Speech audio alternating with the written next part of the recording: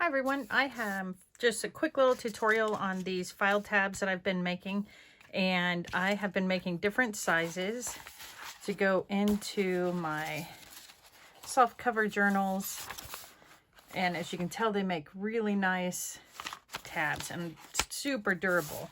So all I did was pull out the tab maker, and if you don't have one, you can always trace it onto, I'd make it a little bit smaller, but you don't have to. I pre-made already file folder. I would just lay it down and then line it up to your side and cut it, and it'll be great. So no problem there.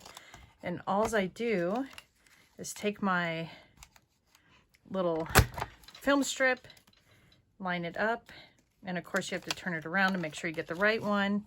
And I'm going to do a long one. So there's just a guide here.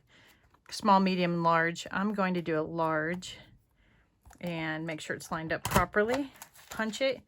And then I just go in and clip my film strips. And as you can see, super easy. I usually can get two. We'll see what we can get out of this one film strip here. Do that one.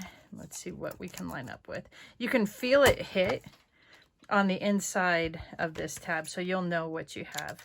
And it looks like we ended up with a small one, which is fine because all different sizes. I'll make 3 of these, 3 or 4 of these, and then I will just continue to add them into my books. And as you can see, they just stick out a little bit, but it's a really fun way to embellish your journal for not very much effort.